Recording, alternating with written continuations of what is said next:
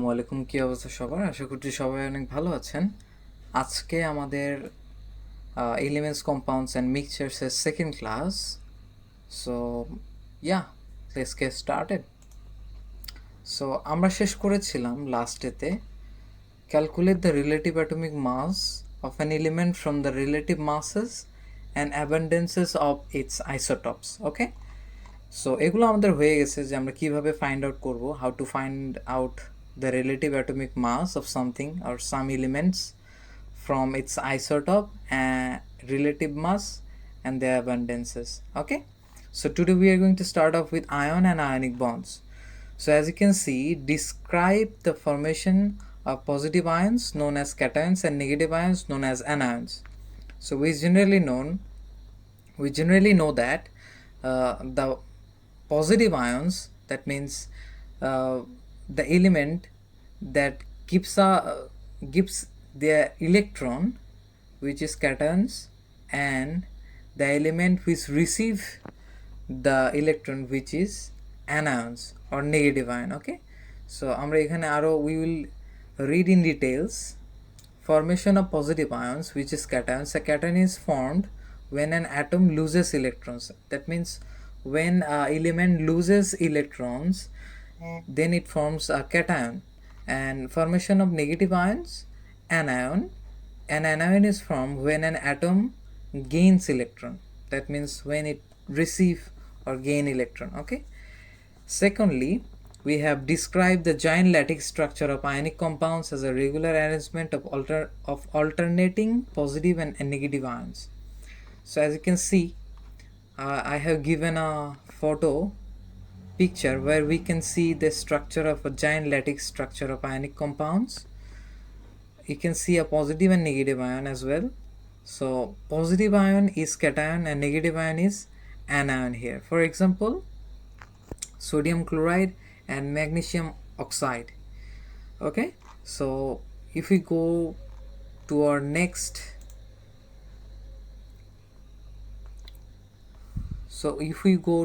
next element, or the next one, we can see describe the formation of ionic bonds between ions of metallic and non-metallic element, including the use of dot and cross diagram.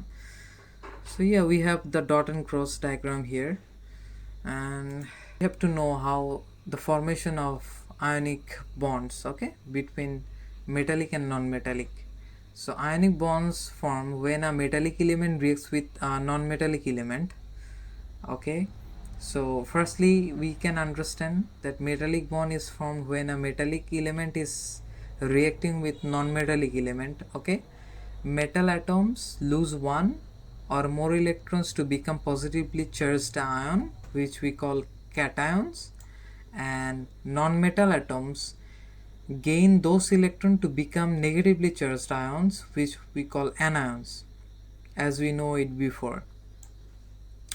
The positively charged ions are held together by a strong electrostatic attraction, forming an ionic bond. Okay, so for example, sodium and chlorine. Sodium is a metal, it loses one electron to become this sodium plus, sodium cations.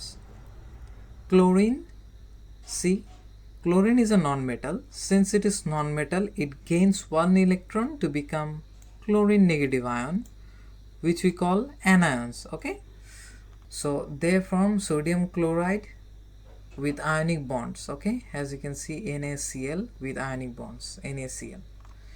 Next one, our next question is describe and explain in terms of structure and bonding the properties of ionic compounds.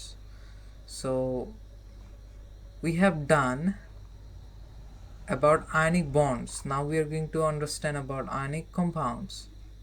So structure and their bonding. Ionic compounds are made of giant lattice structure with electrostatic forces between oppositely charged ions. These forces hold the ion firmly as a regular repeating pattern, as we have seen before. Okay, so why they have high melting and boiling points? we have an explanation here. The large amount of energy is needed to overcome the strong electrostatic attraction between the positive and negative ion in the giant lattice. Because yeah, giant lattice has the strong electrostatic attraction between them, so it takes up a high amount of energy to need I mean high amount of energy to break down their forces. Therefore, they remain solid at room temperature and need high heat and melting or boil. Okay, so their electrical conductivity um, is they are conducting electricity at the solid or liquid state. We are going to know about that. Okay, so explanation in the solid state. So we are going to learn about the solid state. Okay, ion are in fixed place and cannot move. That means ionic compounds and their ions are in fixed position when it is in solid, so there are no free charge carriers. Okay, so when molten or aqueous, which means dissolved in water, ionic compounds conduct electricity well when molten or in solution. Okay, so I hope you got it. Explanation: the ions are free to move in the liquid or solution, so they can carry electric current. Okay, so in solid, their structure, their lattice structure, and as they are in fixed position and there is no charge carrier, so electricity is not conducted when it is solid. And when it is molten or aqueous, that means if it is dissolved in water, then it has the free what I will say electron that can carry electricity. Okay, so where I have seen that, yes, when molten or aqueous, the ionic compounds conduct electricity well when molten or in solution. That means their ions, sorry, I forget to say about their ions, because their ions are free in liquid and they help them to carry electric current. Okay, simple molecules and covalent bonds. A covalent bond is formed when a pair of electrons is shared between two atoms, leading to noble gas electronic configurations. Okay, I hope you got it. That means a covalent bond is formed when pair of electrons, that means a pair of electrons shared between their self, okay, to form a noble gas structure. Simple molecule and covalent bonds. Okay, so simple molecule and covalent bond, we have already learned about it. Now we need to know that describe and explain in terms of structure and bonding the properties of simple molecule compounds. So we can see A, low melting points and boiling points in terms of weak intermolecular forces. Specific types of intermolecular forces are not required. Poor electrical conductivity. Okay, so let's know about the first one. Structure of simple molecular compounds. Simple molecular compounds are made up of small molecules held together by strong covalent bonds. However, between the molecule, they are only weak intermolecular forces. Okay, so uh, we know that simple molecular compounds are made up of simple molecules. They held together by strong covalent bonds. Okay.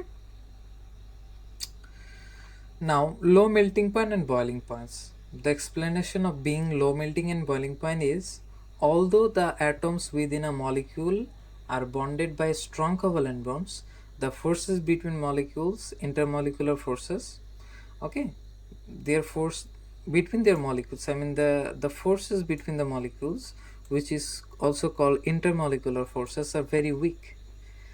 Only a small amount of energy is needed to overcome these weak forces. Therefore, the substance melt and boil at a low temperature. So we can understand from here that if what I would say covalent bonds or any kinds of bonds that has a what I would say they are weak intermolecular forces, that means it is easy to overcome their weak forces, and therefore it has the low melting point. Okay, so it depends upon their intermolecular forces. If it is strong, then more heat is needed to break down their molecular forces. If it is weak, then it is easy to overcome their weak forces between them. Okay, so okay, poor electrical conductivity explanation: they do not contain free electrons or ions that can carry electric current. So in all states, solid, liquid and gas, they do not conduct electricity. Okay, fine. So now you have got it. Simple molecular compounds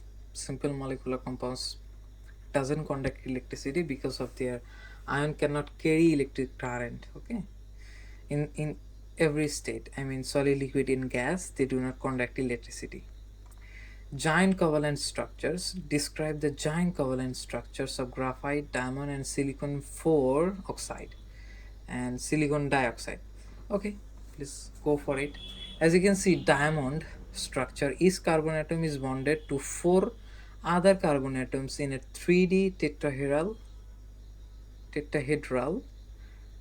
As you can see here, if I draw it,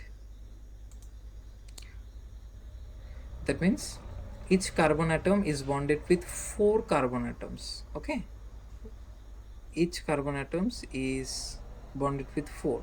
1 2 3 4. Okay, carbon atoms, as you can see in this picture, they are covalent bond. Okay, so all bonds are strong covalent bonds forming a giant lattice. They are so strong. Okay, now, oh sorry, it was a structure of graphite. Sorry, it's my mistake. It was not the structure of diamond. Diamond structure is so strong, and as we can see, this graphite structure says there are weak forces between layers. Okay, we will learn about graphite here. Graphite structure: each carbon atom is bonded to 3 other carbon atoms in flat layers of hexagonal rings. As you can see, 1 2 3 4 5 6 hexagonal rings. Layers are held together by weak forces. As you can see, weak forces, so they can slide over each other. The 4th electron of each carbon is delocalized. Okay, or you can say free to move actually. So next is silicon 4 oxide. Okay, silicon 4 oxide, as you can see the picture here, I have drawn the picture. Silicon 4 oxide, each silicon atom is bonded to 4 oxygen atoms. As you can see, each silicon atom is bonded with 1 2 3 4 oxygen atoms. Each oxygen atom is bonded to 2 silicon atoms. Yeah, each oxygen atom is bonded with 2 silicon atoms. Okay, oh sorry, then forms a giant 3D covalent network. They are creating giant 3D covalent network. Okay, properties: hard and brittle, very high melting point due to strong covalent bonds, and do not conduct electricity, no free electrons or ions. Okay, relate the structure and bonding of graphite and diamond to their uses. Limited to graphite as a lubricant and as an electrode. Diamond is in cutting tool. Okay, diamond in cutting tools. So graphite as a lubricant. Graphite has a layered structure. Each carbon atom is bonded to 3 other, as we have already seen here. Okay, each carbon atom is bonded with other 3. So forming flat hexagonal layers. The layer can held together by weak forces, so they can slide over each other easily. Explanation: this sliding makes graphite slippery, so it is used as a lubricant in machine and locks. Okay, graphite as an electrode. So also graphite is used as an electrode. So we can see The structure and bonding. Graphite has delocalized electrons, one free electrons per carbon atom that can move throughout the structure. Okay. These three moving electrons allow graphite to conduct electricity, making it useful in electrodes for batteries and electrolysis.